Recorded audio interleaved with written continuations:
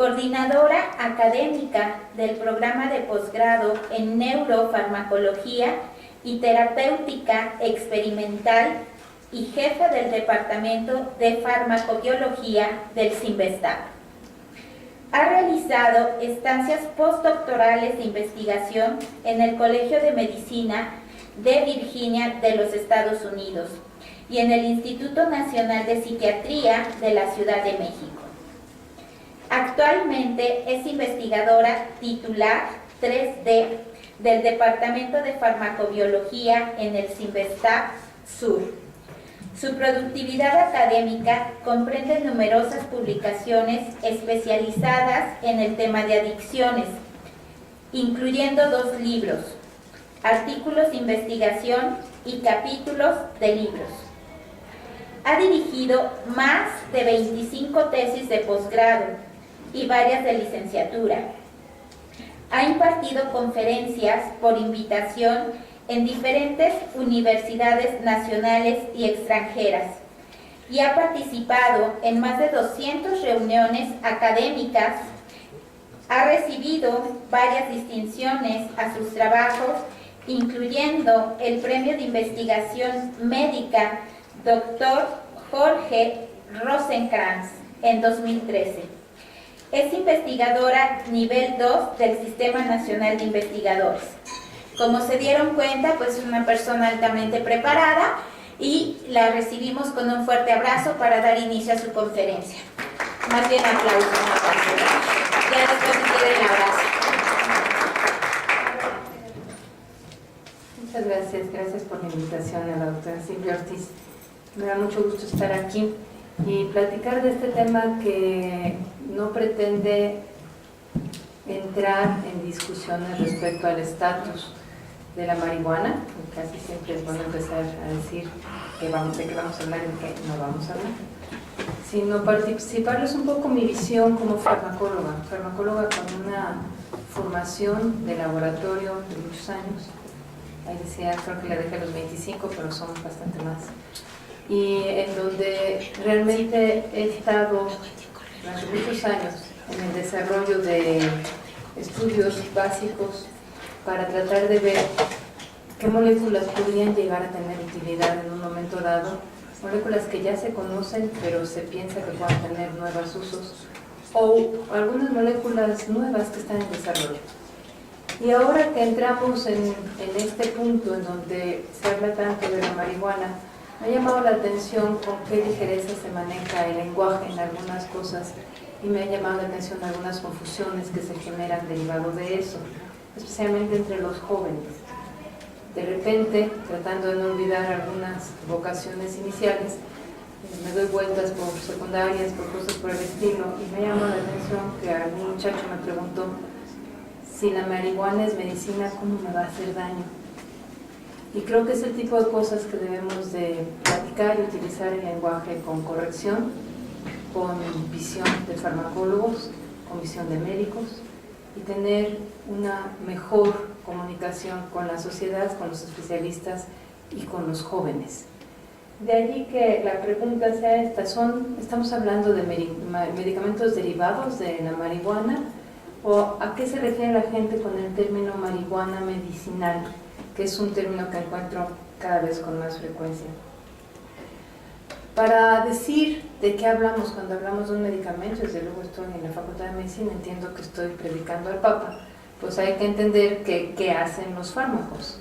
Y para entender qué hacen los fármacos hay que entender, contestar varias preguntas. ¿De qué estamos hablando? ¿Qué es la sustancia que tenemos?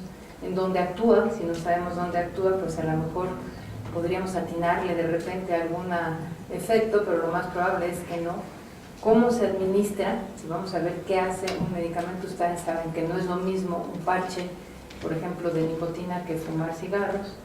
¿Cuánto de esa sustancia en particular se administra y a quién se le administra? Son preguntas básicas para entender qué hace una molécula en los seres vivos.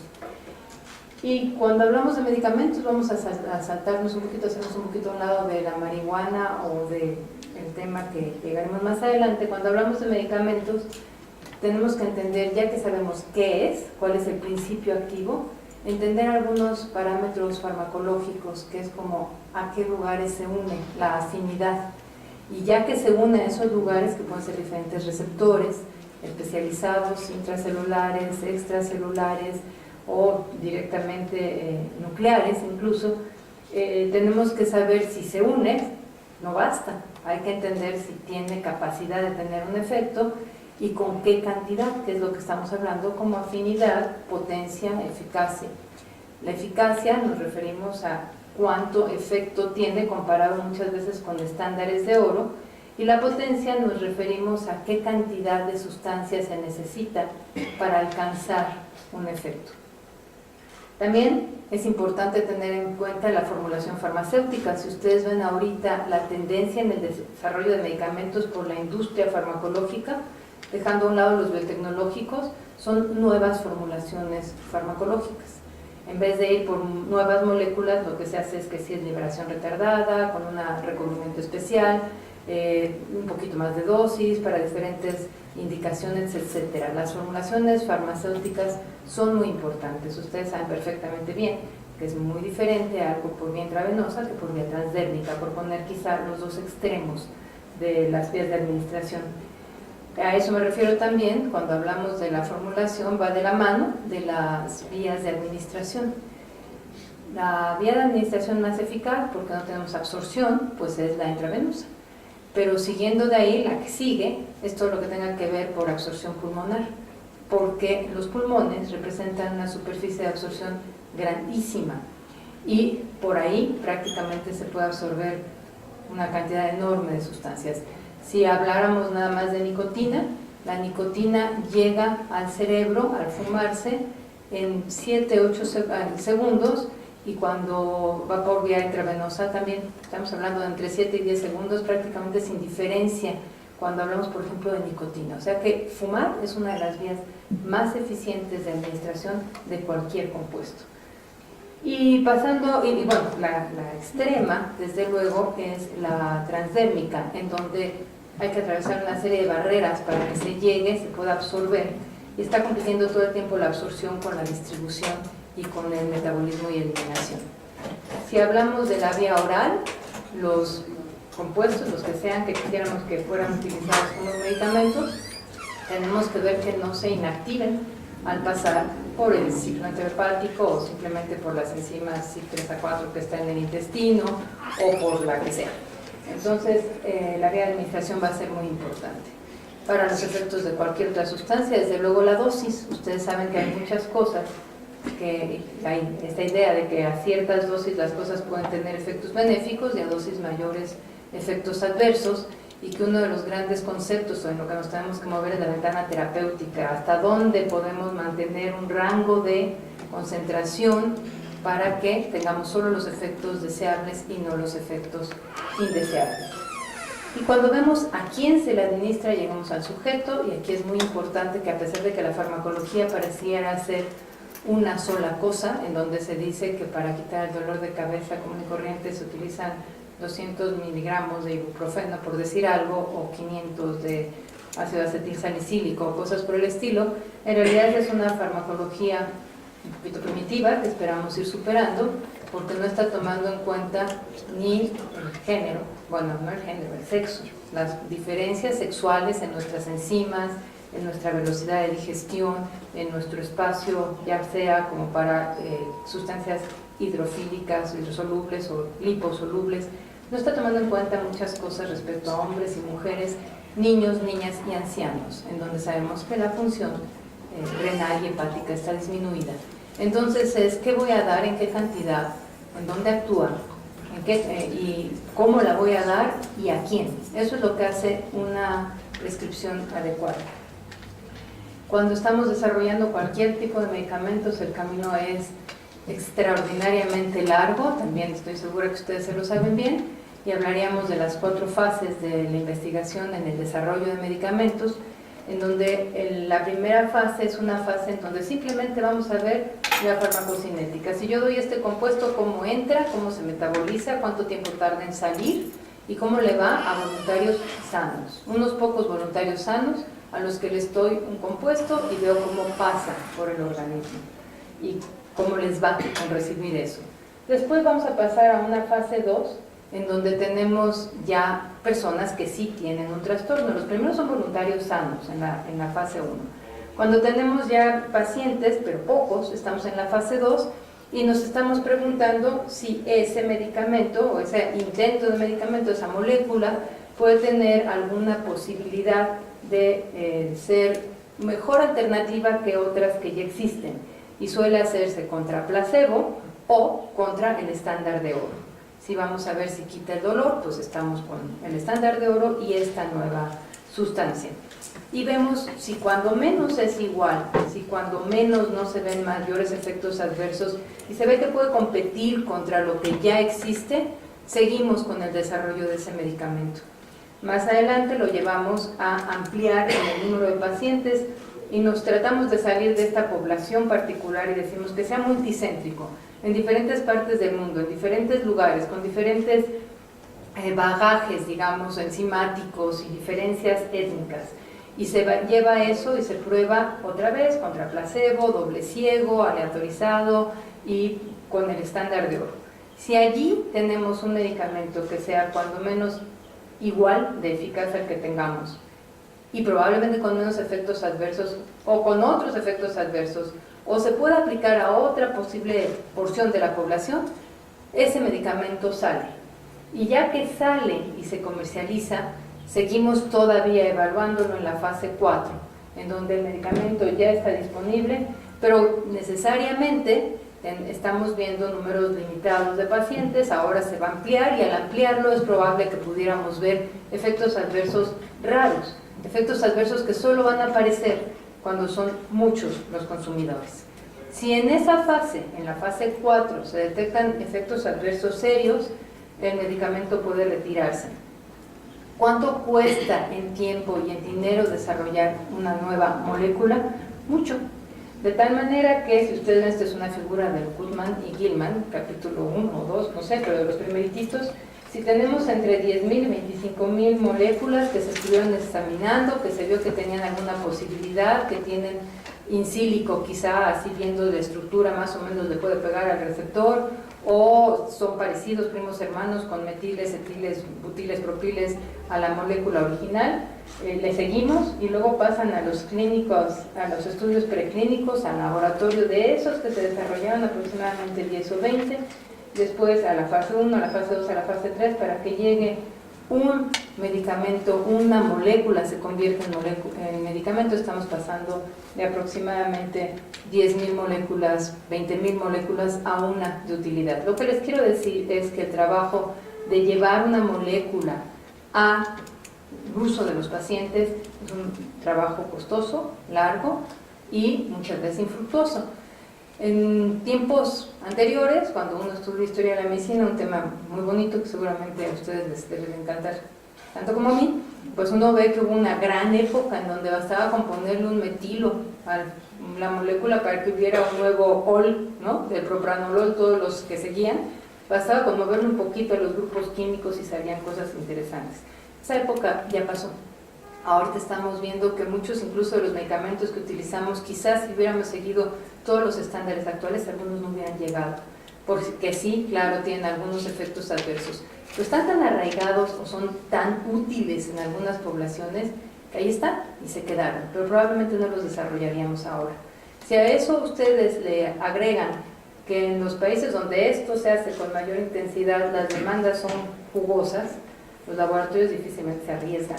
Entonces se están moviendo a formulaciones de compuestos que ya conocidos o a biotecnológicos, en donde decir, bueno, que necesitamos insulina, vamos a ver cómo lo hacen las bacterias, o cosas por el estilo, ya moléculas mucho más complejas.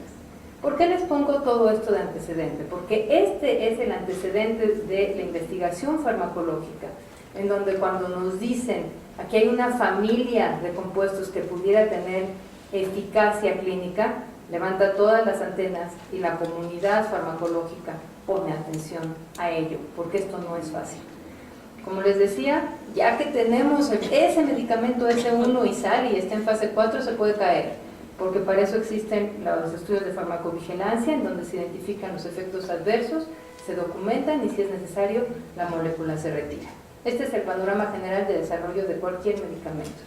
Ahora vamos a irnos a las preguntas iniciales que les hacía. Cuando tenemos una molécula cualquiera que queremos saber si nos puede servir como medicamento, la primera pregunta es ¿qué es? Cuando pasamos ahora a la marihuana, pues la marihuana es muchas cosas. Depende qué tipo de planta sea. Ustedes saben que la que más se utiliza es cannabis sativa, pero hay otras especies. Esas especies, además, que son la sativa, la índica y la ruderalis, pero la más común es la sativa, pueden ser que se puedan polinizar y tengan plantas femeninas o masculinas, o que no se puedan polinizar y entonces sean solo femeninas. Si son solo femeninas se les llama sin semilla porque se evita la polinización, y entonces tenemos que tienen mayor contenido de algunos de los compuestos. Depende también no solo del tipo de planta, sino de cómo se cultivó, con qué se cultivó, incluso como cualquier cultivo depende de las condiciones de cultivo. Y luego, ¿de qué parte de la planta estamos hablando? Si de hojas, o de tallos, o de botones de flores. Los botones de flores son los que tienen la mayor cantidad, y de las flores sin semillas son las que tienen mayor cantidad de compuestos activos. A partir de esa materia prima, se hacen una serie de preparados, y hay varios preparados que pasan por calor, tanto fumar como cocinar. Y es que la planta de cannabis, vamos a pensar que nos quedamos con una cannabis sativa, que sabemos más o menos cómo se cultivó, que esa planta tiene aproximadamente 500 compuestos, y que de esos 500 compuestos, y van cambiando las cifras, pero es más, vamos a quedarnos conservadores, 400 compuestos. De esos 400 compuestos, importan mucho dos, que son el delta 9-THC, no salió porque trabajo en MAC y este es el PC, pero es el delta 9-tetrahidrocannabinol y el cannabidiol, que vamos a referir aquí como CBD o cannabidiol. Pero hay muchos más.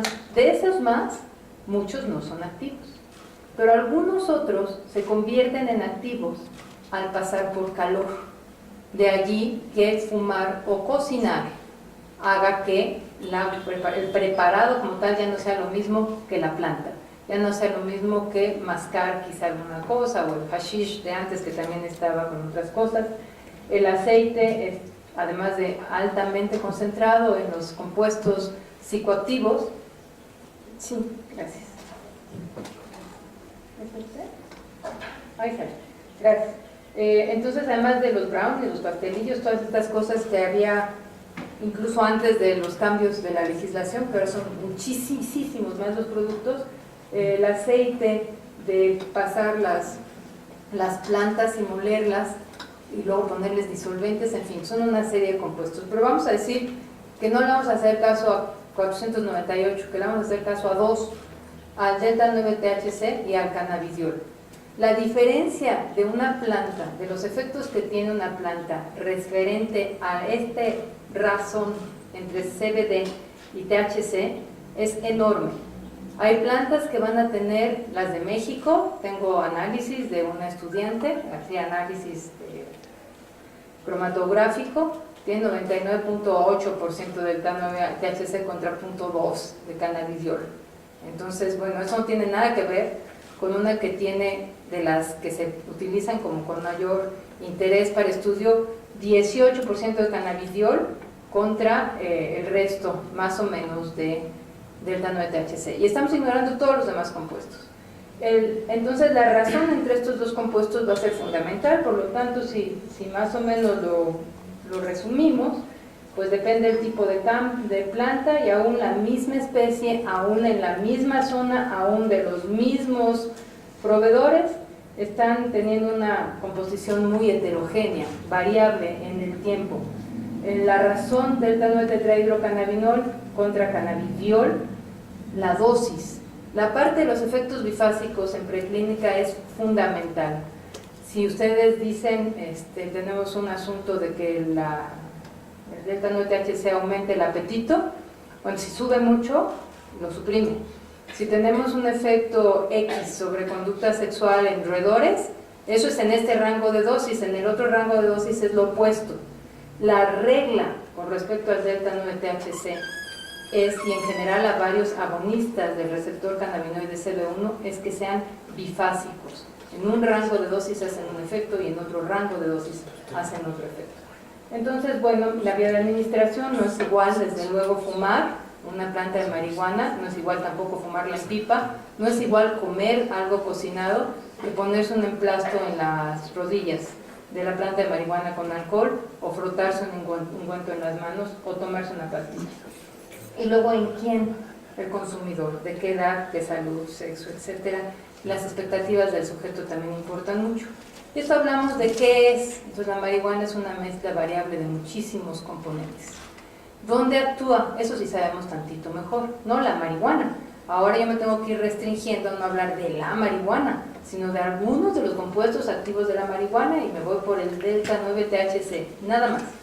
El delta 9-THC es el principal componente psicoactivo, el que produce los efectos de cambio del estado de ánimo y de la percepción que las personas que utilizan esta droga con fines de intoxicación voluntaria están buscando. ¿Dónde actúa? Pues sabemos que actúa en receptores específicos, cannabinoides acoplados a proteínas G, que le conocemos hasta el último aminoácido, o sea, sí sabemos dónde actúa, el CB1 y el CB2. Los cannabinoides, receptores cannabinoides CB1 están distribuidos en diferentes partes del cerebro con diferentes concentraciones, entre ellos en los ganglios basales, en la amígdala, en el tallo cerebral, en el cerebelo, hay muchísimos, en el hipocampo hay muchos, en la corteza y en el hipotálamo. Entonces ustedes pueden imaginarse, de acuerdo a las cuestiones que regulan estos receptores, algunos de los efectos que tienen y que se conocen bien. También sabemos que no solo es en donde actúan, sino cómo está todo lo que lo acompaña. Entonces tenemos al sistema endocannabinoide, que se le llama así al conjunto de los receptores, CB1, CB2, básicamente, hay otros, ahorita les cuento, al conjunto de sustancias que vamos identificando como agonistas naturales, como las sustancias que se unen a ese receptor, y quién las sintetiza y quién las degrada. Evidentemente, que el delta 9-THC tenga donde actuar en el receptor CB1 o en el receptor CB2, que el receptor CB2, perdón, no lo comenté, está básicamente en las células del sistema inmunológico y en la microglia, que pues es también una célula del sistema inmunológico, aunque en el cerebro. Pero, ¿por qué los compuestos exógenos encuentran dónde actuar? Pues porque hay compuestos endógenos que utilizan esos receptores.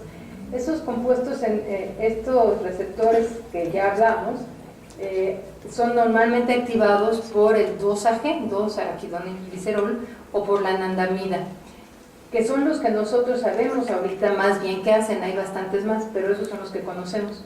Y también consideramos que es parte del sistema endocannabinoide las enzimas que sintetizan a estos endocannabinoides y que las degradan.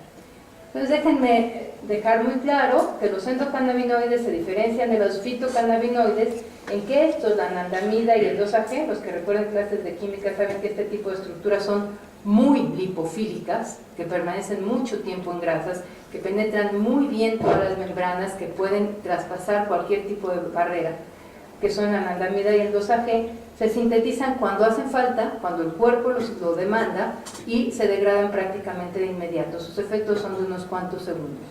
En cambio, minutos, perdón. En cambio, los exógenos, los fitocannabinoides, los derivados de la planta, como el delta 9-THC, pues llegan a un receptor que no los solicitó, digamos, y duran horas en el organismo circulando. Y de ahí tenemos también un compuesto altamente lipofílico, como es el delta 9-THC. ¿Qué hacen? Porque decíamos que para entender los efectos de una sustancia es qué es y dónde actúan. ¿Qué hacen? Las funciones de los endocannabinoides, que son algunas de las cuales van a mimetizar los fitocannabinoides, son que participan en la coordinación motriz, aprendizaje y memoria. Esto es muy importante, modulación del dolor, inflamación, también muy fundamental, control de las emociones, motivación, recompensa, regulación cardiovascular, regulación del apetito y desarrollo cerebral. Esto es muy importante en la adolescencia. ¿Cómo hacen sus efectos? Los endocannabinoides son moduladores y son además moléculas que actúan en la sinapsis retrógradamente. Cuando tenemos una terminal que está liberando su neurotransmisor, aquí está el neurotransmisor, que puede ser el neurotransmisor glutamato, GABA, dopamina, acetilcolina, y vamos a poner mucho énfasis en el glutamato. Cuando está liberando este neurotransmisor, la molécula, las terminales sinápticas, postsinápticas que están recibiendo esta estimulación, frente a esta estimulación entra calcio. La entrada de calcio hace que a partir de un precursor que está en membranas, que es el ácido araquidónico, se sintetice entra calcio, se sintetiza el endocannabinoide, se libera el endocannabinoide y actúa atrás. Vamos a suponer que esta neurona libera glutamato, pero tiene un receptor presináptico a cannabinoides. Y eso quiere decir que cuando hay aquí, por ejemplo, un exceso de transmisión glutamatérgica, se libera el glutamato, el endocannabinoide actúa sobre su receptor y al hacerlo inhibe a esta neurona. Es una forma de retroalimentación y de parar la señal, ¿de acuerdo? Bueno, eso que se llama la transmisión retrógrada, que está aquí señalado, no es el único mecanismo de acción, y estoy hablando del delta 9-THC, de los endocannabinoides y del delta 9-THC.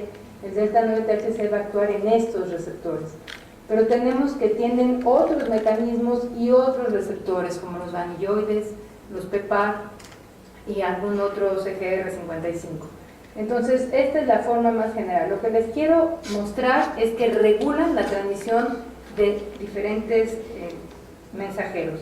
Y si nos ponemos más detallados, pues sabemos exactamente, como les decía, la constitución de los receptores CB1 y CB2, cuáles son sus aminoácidos, en qué se diferencian, en dónde están localizados.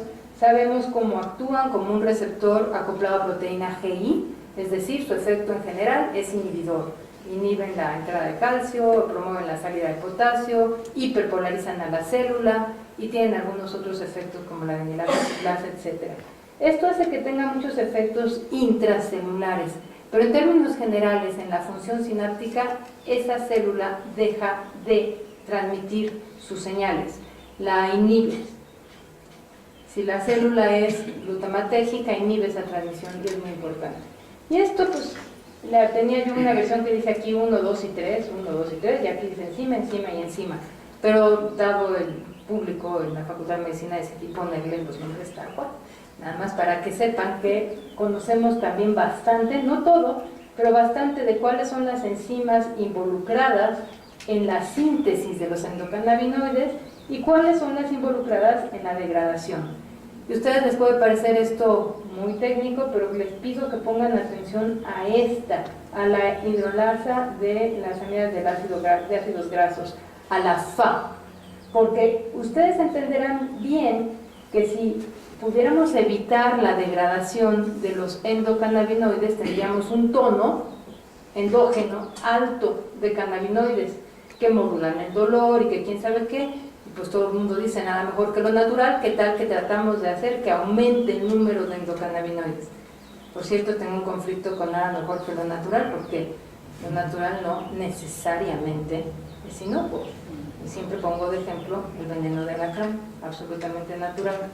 Entonces, bueno, esa visión de que como es natural es muy buena, es una visión mágica. Pero, ok, vamos a decir que nuestros endocannabinoides son maravillosos y que una estrategia lógica sería tener más. ¿Y qué podríamos hacer? Poner atención o a su síntesis o a su degradación. Por eso pongo esta diapositiva aquí. Ya vimos entonces qué es, cómo actúa y cómo se administra. Va a ser, habíamos hablado que no es lo mismo pastillas, ungüentos, que lo que sea, en ningún medicamento. Entonces, ¿cómo se administra? Pues miren, en el caso particular de la marihuana, ustedes saben que la forma más común es a través de los churros, los cigarrillos, pero están poniéndose fuertes, muy muy fuertes los cigarrillos electrónicos, en donde dicen, es que no hay humo. No hay humo, pero hay delta 9-THC, por supuesto. El de las pipas también dicen, es que las pipas filtran en el agua los compuestos. No, las pipas lo único que hacen es evitar la irritación del humo en los pulmones porque va muy hidratado. Entonces se puede tener acceso y contacto más tiempo con el humo sin tener tos. Y luego todas estas cosas que están sucediendo en Colorado y en todos estos lugares, en donde si el público no es menores de edad, pues a lo mejor es que soy extremadamente mal pensada, y todo lo que se come. Desde luego hay pomadas y cosas por el estilo, que es la vía en donde hay menor absorción o más lenta, y es mucho más improbable que haya un efecto psicoactivo. Mientras más rápida la vía de administración, sobre todo en el caso del delta 9-THC, el efecto psicoactivo es mucho mayor. ¿Cuánto se administra? Pues quién sabe. A ver si es una gran pregunta porque depende de la planta, depende de cómo se esté consumiendo, no tenemos la menor idea de cuánto se administra. Lo que les puedo decir es que lo que se vende para consumo intencional no tiene en absoluto, o tiene una cantidad bajísima, prácticamente que no se puede casi detectar, al menos en México, delta 9-THC. Y pues qué va a pasar depende de la cantidad, si es mucho o es poco. Recuerden que los efectos del THC son bifásicos. Ya que llegó, hay que ver a dónde va, cuánto tiempo dura, en dónde se distribuye. Yo les decía, es una sustancia, el delta 9-THC, altamente lipofílica. Y entonces lo que tenemos es que durante muchas horas vamos a encontrar que se va depositando en grasa y que ahí dura, aunque ya no se sientan los efectos psicoactivos en el cerebro, pero está presente. Por eso, de hecho, la marihuana es lo más fácil de detectar en las pruebas de antidoping, porque dura mucho tiempo en depósitos grasos. Ahora, estos son los efectos, yo les decía, hablábamos primero de los efectos de endocannabinoides, obviamente los efectos de este delta 9-THC, suponiendo que ya llegó, se distribuyó, está en el cuerpo y lo que sea, pues son efectos psicoactivos, euforia, relajación, a veces ansiedad y paranoia, depende mucho de la dosis y depende de la persona. No es el más común, pero cuando llega a haber ansiedad, generalmente puede ser ataque de pánico, aunque es poco frecuente, sobre todo en experimentadores. Las alteraciones de la percepción de espacio y tiempo, la resequedad en la boca, un aumento muy claro del apetito, el monchis, el aumento en la frecuencia de latidos del corazón. El corazón va más rápido, pero a pesar de que va más rápido tenemos menor presión arterial, porque tenemos una dilatación de vasos sanguíneos, que es muy evidente en la conjuntiva de los ojos, pero están los ojos rojos. Disminuye la motilidad intestinal, la disminuye muy claramente. De hecho, eso puede cambiar la absorción de otros fármacos, por ejemplo, de litio. El litio, cuando se consume, cuando una persona está tomando litio por sus trastornos, digamos, del estado de ánimo o de la bipolaridad o lo que sea, el cambio en las concentraciones de litio puede estar dado por consumir marihuana, porque tarda tanto, hace tan lenta la motilidad intestinal que se absorbe mucho más, lo cual es importante en los fármacos de ventana terapéutica o ventana de seguridad corta.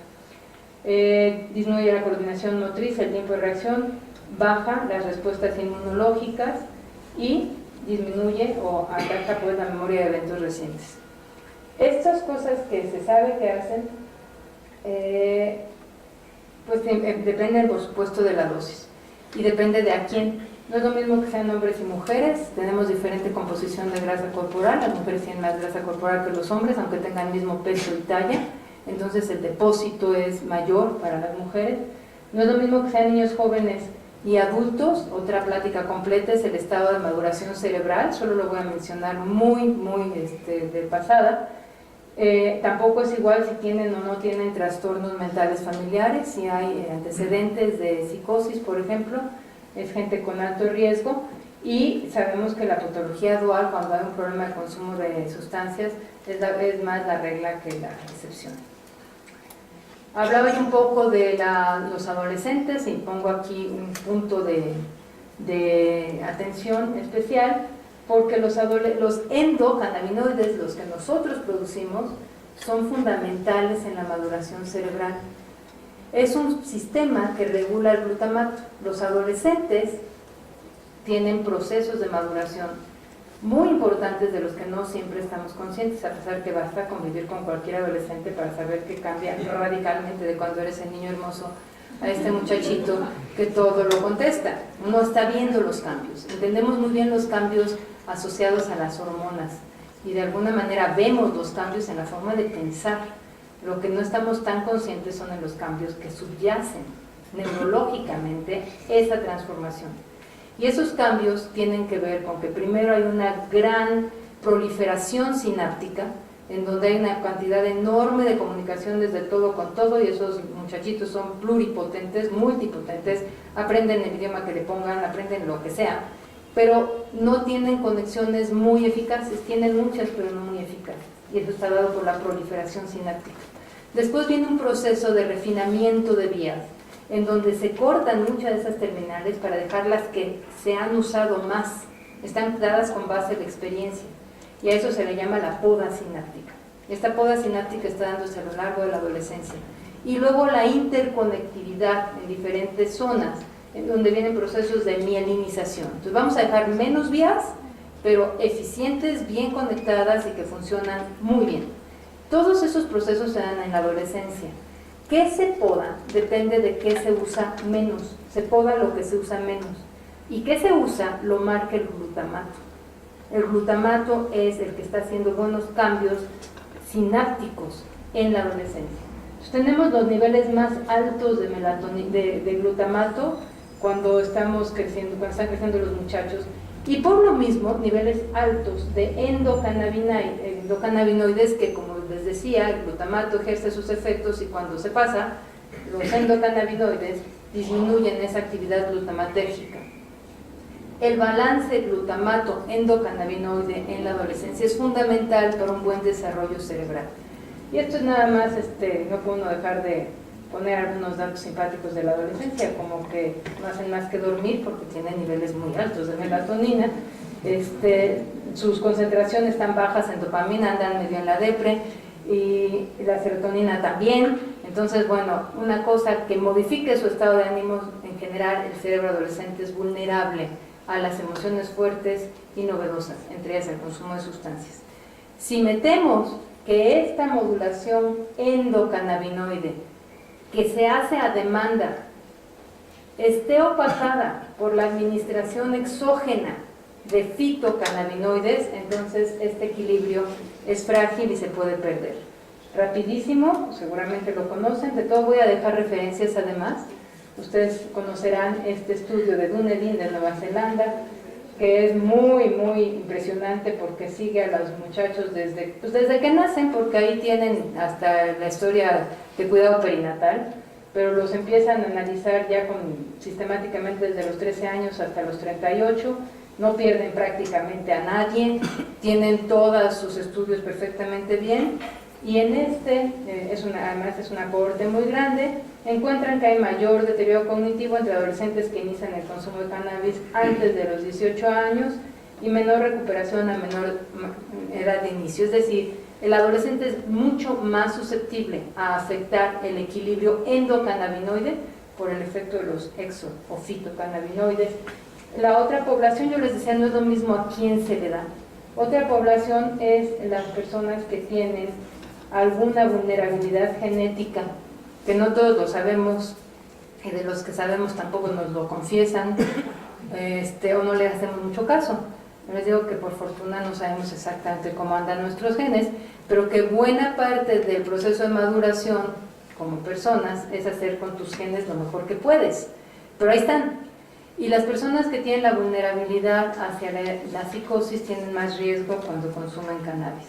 Y la última que pone el riesgo en los adolescentes es que claramente el delta 9-THC es una sustancia psicoactiva que puede desarrollar adicción, y las personas que desarrollan adicción cuando empiezan a consumirlo antes de los 15 son 1 de cada 6, mientras que si empiezan a consumirlo después de los 18 es 1 de cada 9. Entonces la vulnerabilidad del adolescente la podemos documentar prácticamente por lo que tenemos. Ahora ya vamos al tema y vamos a irnos muy rápido, que es, entonces después de que ya dijimos qué es un medicamento y ya dijimos qué es la marihuana, pues la pregunta es, ¿de veras la marihuana es medicina? Como me dicen los muchachos, la marihuana es medicina. Doctora, ¿cómo me va a hacer daño? O la marihuana no es un medicamento. Y no es cuestión de opinión, es una cuestión de que nadie lo podría declarar de medicamento de la FDA o de ninguna agencia reguladora, porque no es una sola cosa. Porque es una mezcla variable de muchas cosas que se administra de muchas maneras y que no sabemos ni en qué dosis y que depende de la forma. La marihuana como tal no podemos decir es un medicamento, no lo es. Es una planta que tradicionalmente se ha utilizado atribuyéndole algunos efectos. Como farmacóloga lo que les puedo decir es que nuestro sueño y uno de los grandes éxitos fue pasar de que la gente fumara opio para quitarse una diarrea a darle un opioide que no sabe qué es opioide, que no atraviesa la barrera hematoencefálica y que le quita la diarrea y que no tiene ningún efecto psicoactivo. Ese fue el trabajo de la farmacología. pasar de una cosa que podía llevar de la adicción a un componente que tiene un efecto clarísimo, útil y que es salvavidas todo el tiempo, que se está utilizando todo el tiempo. ¿Qué tenemos aquí? Plantas. ¿Cuáles? Pues no sabemos. Les comentaba yo al final, les platico de un lugar donde fui y les voy a dejar notas al respecto de la reunión que se hizo en marzo de 2016 en Bethesda para hablar de las posibilidades terapéuticas de derivados de la marihuana, en donde a la hora del lunch se acerca una señora conmigo y me dice, ¿y usted qué es? Yo farmacóloga, ¿y usted? Y me dice, yo soy pot doc. Y le digo, ¿médico? No, tengo un dispensario. Ah, seguimos platicando. Estudió high school. Es una persona que no estudió medicina, que no sabe cuál es el componente activo y que tratando uno de tener un lunch agradable, le digo, oiga, ¿y tienen plantas de diferente contenido en la razón cannabidiol, THC? Sí. ¿Y cómo saben cuál es el que tiene el mayor contenido de cannabidiol? Y me dicen, son más pachoncitas, poshi. Eso es pseudociencia. Aunque nos la pinten como nos la pinten. Yo quiero que si yo estoy enferma o mi familia está enferma, vaya con un médico entrenado que sepa qué hace, en qué dosis, de qué manera, a qué persona. Entonces, como tal, la marihuana no es un medicamento. Pero, tampoco, porque una vez llegué a este punto y ahí recibí un ataque feroz. Y ya no pude continuar, entonces rápidamente me paso al pero, hay moléculas derivadas de la marihuana, o derivadas no de la marihuana, sino alguna presente en la marihuana y algunas que se van a sintetizar con base en marihuana con un gran potencial terapéutico. Y las dos cosas así son, pues de este lado tenemos una mezcla y de aquel lado tenemos sustancias interesantes.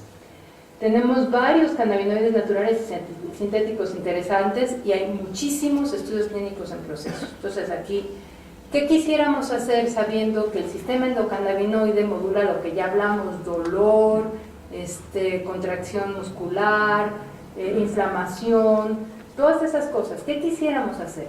Quisiéramos tener la capacidad de actuar sobre los blancos terapéuticos, fisiológicos, que nos permitan dividir los efectos de riesgo de los efectos benéficos. Eso hemos querido siempre los farmacólogos.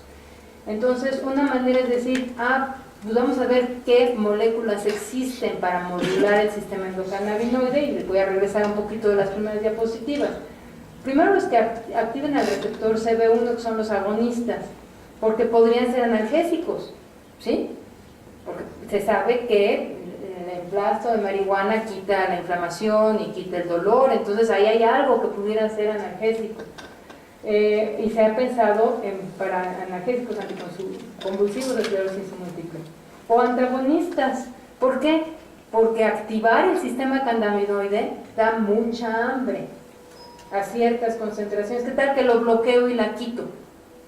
Y si quito el hambre, entonces puedo trabajar la obesidad o el síndrome metabólico, lo que sea. Y ya llegamos a estos que les había presentado en esa diapositiva llena de nombrecitos. ¿Qué tal que inhibimos la degradación? Me meto con las enzimas que degradan a los endocannabinoides, inhibimos su degradación y dejamos que tengamos más 2-AG o más anandamida o más de las dos y ver cómo nos va y algunas otras estrategias que podríamos tener.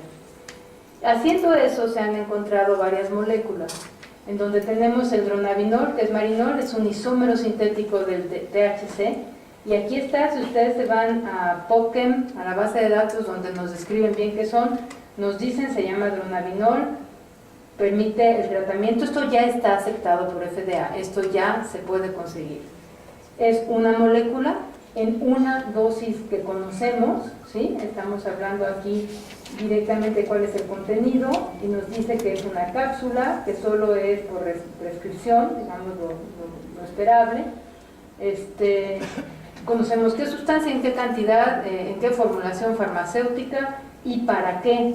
Dice que puede ayudar para evitar la náusea producida, por ejemplo, por la quimioterapia. Entonces son antieméticos. Mejores o peores que los que existen, no son mejores, son buenos. Y es bueno y puede servir a gente a la que no le sirven otros, como todos los medicamentos, pero no ha logrado rebasar estándares, pero se considera seguro por vía oral en esa dosis a esas personas y está, por lo tanto, pues puesto como algo utilizable. ¿A quién no convendría? Pues alguien que tenga, por ejemplo, adicción a drogas, porque lo podría moler, diluir, inyectárselo, ese tipo de cosas que pasan con los medicamentos psicotrópicos.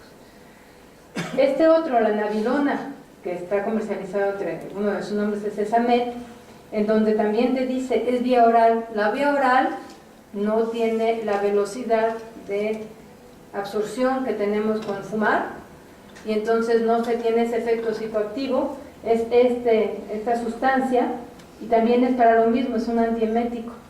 Y dice que le puede servir a las personas cuando otros medicamentos no sirven, o sea, es uno más a posibilidades de tratamiento. Está aceptada, está en uso y pues tiene un cierto espacio, como muchos de los medicamentos. Este otro, el Nabiximols, aquí pueden ver esto, que este es interesante porque esta es una combinación en una razón prácticamente 1:1 de delta-9-THC y de cannabidiol. El cannabidiol es la esperanza farmacológica más grande en mucho tiempo. Y estos dos, no les he hablado del cannabidiol, ahorita voy, se han pensado para pacientes con espasticidad por esclerosis múltiple. Es un spray, tiene una cantidad baja, conocida en una mezcla, y que esto se le puede dar a pacientes que no hayan respondido a los medicamentos de primera línea. Tampoco resultó ser mejor, y el alivio es de aproximadamente un 20-25%, pero es otra estrategia terapéutica que empieza a surgir. Y este es la estrella. El azul me gusta, entonces lo puse así en azul, busqué la más bonita. El cannabidiol es una molécula extraordinariamente interesante. Empiezo por decir que no es psicoactiva. Y esta es una parte en donde la gente se hace bolas. La marihuana cura. El cannabidiol no es psicoactivo y no actúa sobre receptores CB1 y CB2, solo que está en la planta de la marihuana. Entonces es un cannabinoide de lo más interesante. Se han descrito 60 blancos moleculares, por ahí traigo una referencia de lo más interesante en donde dice, bueno, sale, aparentemente para que active el receptor CB1 necesito dosis suprafisiológicas que ni de chiste son las razonables, tiene que tener otros blancos. Estudia los otros blancos y ve que se le pega afinidad a muchas moléculas. Pero esas moléculas muchas no tienen absolutamente nada que ver con los trastornos que se supone que esto podría utilizar, entonces los quitan. Y van quedando uno que otro posible blanco terapéutico. Es no psicoactivo, con actividad analgésica, antiinflamatoria, antineoplástica, siempre y cuando se inyecte directamente sobre un tumor, que actúa por varios mecanismos. Aquí decía en 2014 probablemente independiente, ahorita está mucho más clara el mecanismo de acción. Y esta presentación que aquí está, en cada una que les pongo esto es el PubMed ID. Si ustedes ponen ese número en la base de datos, les sale el artículo, uno de los artículos. Ahora, esas son las esperanzas y esas son las cosas emocionantes. Voy a poner un par de tropiezos en el camino que nos tienen que hacer ser muy cautos, como en todos los medicamentos. Así como hay medicamentos que llegaron a fase 4 y se cayeron, hay que ser muy cautos, porque una cosa que llegó a Complia, que llegó a utilizarse, que probó eficacia no solo preclínica, sino clínica para el síndrome metabólico, que quitaba el hambre, que funcionaba muy bien, que ni duda de que realmente tenía un efecto en ciertas poblaciones, resultó que, aquí está, en esta 2007 se tuvo que retirar, se retiró en fase 4, porque aproximadamente, si ustedes leen este artículo, 20 miligramos por día aumenta el riesgo de eventos psiquiátricos adversos, entre ellos depresión, a pesar de que esto se había visto, y entonces pues se ve que hay un mayor riesgo de suicidio. Cuando las personas que empezaron a consumir esto empezaron a tener trastornos psiquiátricos, ahí me decían algunos de sus colegas psiquiatras, destapan trastornos psiquiátricos, gente que por ahí andaba los destapa. Y entre ellos la depresión, entonces hubo casos de suicidio y en fase 4 se retiró. El Rimonabant, ¿qué hacía?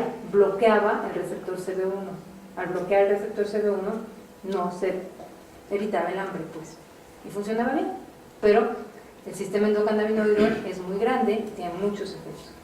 Bueno, y este es el que podría haber desanimado a todos, que es un desastre clínico en Francia, 15 de junio de 2016, en el que una aproximación totalmente sensata en cuanto a desarrollo de medicamentos y con evidencias preclínicas fue un desastre. ¿Qué fue? Inhibir la FA. Cualquiera diría, pues eso suena bien, ¿no? Y aquí está, ustedes pueden ver que era un inhibidor de la FA, la enzima que metaboliza a los endocannabinoides del cerebro. Claro que sonaba bien y la farmacocinética fue tremenda. En fase 1, es decir, en voluntarios sanos, hubo efectos adversos tan graves que en uno hubo muerte y en otros 2 hubo muerte neuronal. Nadie lo hubiera podido prever y no es algo que pase comúnmente en el desarrollo de los medicamentos, ni es algo que deba decir nunca más vamos a probar inhibidores de la FA, pero sí es algo que nos debe llevar a decir que aun cuando tenemos moléculas bien identificadas, en dosis bien identificadas y estudios preclínicos y una idea racional respecto a cómo desarrollar los medicamentos, ni siquiera entonces es fácil. El desarrollo de medicamentos es delicado, hay que tener cuidado, y en el camino salen muchas moléculas que no sirven, moléculas que nos salen al revés. Las estamos haciendo síntesis y nos salen porque, por ejemplo, en vez de ser más CB2, como un muy buen antiinflamatorio, me sale que es más bueno como CB1, y eso se van a las drogas que ahora se llaman de diseño, como el SPICE. Hay una gran cantidad de compuestos que se sintetizaron tratando de ser cannabinoides más selectivos, que pudieran tener un mejor uso y que resultaron ser más selectivos pero para el CB1. Y como en el CB1 está mediando los efectos psicoactivos, pues se desecharon en la investigación clínica y se retomaron en los laboratorios clandestinos, hacen sus mezclas, rocían hierbas con estas sustancias y los venden como si fueran inciensos herbales o cosas herbales que son desde luego como si fueran una especie de marihuana muy potente y particularmente tóxica. Entonces lo que debemos de tener presente es algo que ya dije a lo largo de la plática y con lo que voy a concluir. La marihuana no es inocua, y me encantaría que todas las drogas que modifican las percepciones, las emociones y el estado de ánimo lo hicieran solo para bien. Hay riesgo de adicción, hay riesgo de trastornos de memoria y por lo tanto riesgo de falla, en especial en adolescentes. Y no es un medicamento. Si entendemos que es un medicamento, no es un medicamento, pero algunos cannabinoides individuales, especialmente el cannabidiol, tienen efectos terapéuticos, un gran potencial, por lo tanto se está estudiando muchísimo. Hay una gran cantidad de estudios en fase 1 y fase 2 del cannabidiol, del que esperamos hagan nuevas moléculas, si no esa directamente alguna parecida. Y dejo como material, ustedes podrán pedir, no sé muy bien a quién, tal vez dicen, un resumen de que en 2016 hubo este summit en Bethesda, en donde se habló de todas estas cosas. Como andaba yo por ahí, hice un resumen en español y le puse las referencias no solo de quien presentaba la plática, sino algunas más, en las que de manera científica creo que vale la pena que todo aquel que esté interesado las lea y tenga la capacidad de ver estos procesos que se están dando actualmente en torno a la marihuana con ojos lo más objetivamente posibles. Muchas gracias. Es lo mismo que se está haciendo ahorita. Entonces se magnificó. El cannabidiol, sí hay estudios clínicos que demuestran que sí puede ser útil en algunas condiciones particulares un tiempo para algunas personas. Y cuando se hace adecuadamente, México no tiene conflicto en que se importe. El conflicto es que se venda en las esquinas, diciendo que cura el cáncer y la epilepsia. Y en eso estoy totalmente de acuerdo. ¿Alguna otra pregunta? Sí, ¿existe la posibilidad real de que continúe este efecto, digámoslo así, como anímico asociado a la marihuana? O sea, la gente apoya la marihuana por el efecto psicoactivo. O sea, cuando eliminemos el efecto psicoactivo, lo convirtamos en un efecto terapéutico, la marihuana, digamos, si va a desaparecer de ese encanto, ¿no? O sea, existe la posibilidad, porque digo, en términos puramente psiquiátricos, el paciente psiquiátrico no es adicto exclusivamente a una cosa. Nunca. Es a muchos elementos Claro. de lo asociado a esto, ¿no? Existe la posibilidad real de que al eliminar toda esa combinación que funciona la marihuana no es ni siquiera una molécula, o sea, son demasiadas cosas. 500 veces. Entonces, ¿cómo podría seguir siendo terapéutica cuando solo sea un punto o se va a A perder? ver, yo creo que van a ser dos mundos diferentes. Igual que fue el opio, puede ser la heroína y una antidiarreico actual. Nadie piensa frente a un antidiarreico que eso vaya a servir para nada interesante, porque no sirve para nada interesante. Porque incluso si se muele y si se inyecta, no pasa la barrera hematoencefálica. Es una molécula tan bien diseñada que es opioide y no tiene un efecto psicoactivo. Yo creo que se van a dividir las dos cosas.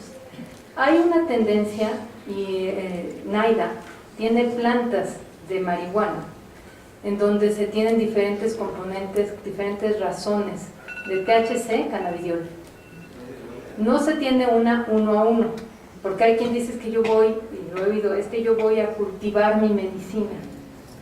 Y así, conforme va creciendo, yo la cosecho y me va curando. Pues es que quién sabe qué estás cultivando. O sea, tu negocio si cultivas magnolias, hortensias o no sé yo qué, pero como farmacólogo no te puedo decir que las medicinas se cultiven, ¿no? Si yo sigo fumando opio, todavía me quita la tos, pero no voy a fumar opio para quitarme la tos. Es lo mismo, o sea, yo creo que van a ser dos mundos diferentes. La marihuana que se vende no tiene cannabidiol o es tan poquita porque no le interesa a nadie. Entonces, si nosotros llegáramos, porque lo hemos pensado, que si en un Sinvestab de Irapuato tratamos de tener una planta que sea cannabidiol, pues va a ser una fábrica de una molécula interesante que se va a parecer a otra que la gente fuma, que no le va a interesar a nadie. El hecho es que no existe la planta que sea solo cannabidiol. La que existe tiene un porcentaje de delta 9 THC. Entonces, cuando hemos pensado, estaría padre tratar de desarrollar medicamentos en México que no fueran importados, todas esas cosas, porque se ha platicado en el Sinvestab, yo siempre les digo, ¿qué vamos a hacer con el desecho? Digo, porque no quiero que lleguen y nos maten por esas plantas. Es una cosa muy complicada. Entonces, por lo mismo, yo no voy por la planta. A lo mejor algún día en alguna parte se puede hacer esa investigación donde haya plantas que sean cannabidiólicas y que sean muy padres y que no le interesen para nada a alguien que tiene un problema de consumo de sustancias psicoactivas. Y se seguirá fumando la marihuana con alto contenido de delta 9 THC. Le paso el micrófono para que se escuche mejor y se pueda quedar grabado. Gracias. Doctora, mi pregunta específica sería si hay algún estudio específico fase 4 para pacientes oncológicos con dolor, con receptores cannabinoides. Hasta donde yo sé, fase 4 no. Hasta donde sé. Lo estuve revisando hasta 2016 con mucho cuidado y no había en fase 4. Entonces, ¿estaríamos todavía hablando de fase 1 y fase 2? Probablemente algunos de esos ya hayan llegado a fase 3. O sea, de las cosas más... a ver, es que revisé revisé hoy en la mañana, dije, a ver qué dice PubMed de 2017, esas cosas. Y decía cannabinoides y cáncer. Y en esa revisión claramente la parte avanzada es lo antiemético. Son las molestias asociadas al cáncer, no antitumoral, no apoptótico. Esa parte está muy en pañales. Dolor es de los más avanzados, pero habrá alguno por ahí quizás de fase 3, pero no en cáncer, hasta donde creo. Pero bueno, voy a como a 2015, que lo revisé con cuidado, 2016 de eché un ojito, 2017 no. Gracias. ¿Alguien más?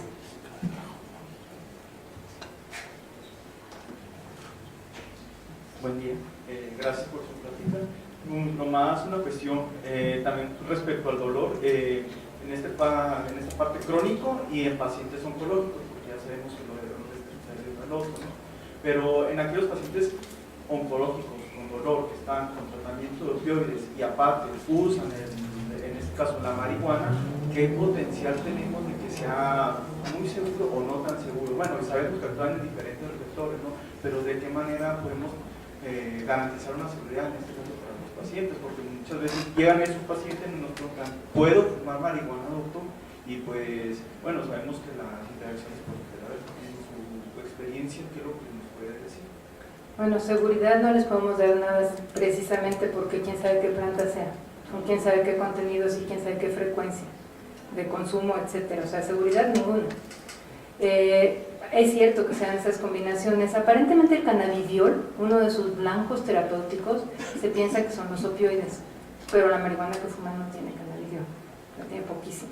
Entonces tendríamos que pensar en delta 9-THC. La inflamación es un elemento importante. Cuando son claramente el delta 9-THC es antiinflamatorio. Sí es, lo saben las abuelitas, ¿sí? Y localmente quita la inflamación. Pero el estar inhibiendo algunas células del sistema inmunológico, por ejemplo, en una gente sana, puede llevar a una depresión inmunológica, a una baja, no depresión, una baja de respuesta inmunológica que lo haga más susceptible a infecciones, ¿sí? Si hay un proceso inflamatorio, ese proceso inflamatorio se puede resolver, pero si las respuestas sobre células del sistema inmune, que no necesariamente estén asociadas a la inflamación que ya está en curso, sino digamos, atender una infección, pueden estar comprometidos en función.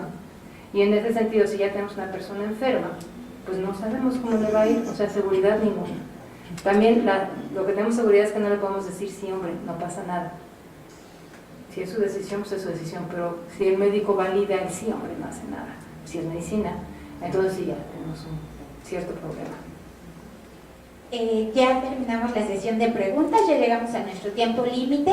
Agradecemos su participación. Toda la información que nos brindó la doctora el día de hoy estará en la página del departamento. Ingresan a la página de la Facultad de Medicina, se van a departamentos y ahí estamos, Departamento de Psiquiatría y Salud Mental. Ahí podrán acceder a toda la información que nos deje la doctora, así como la conferencia que ha sido grabada el día de hoy. Le damos un fuerte aplauso, ahora sí.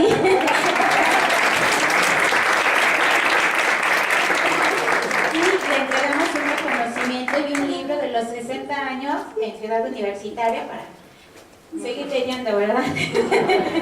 Y bueno, muchas gracias.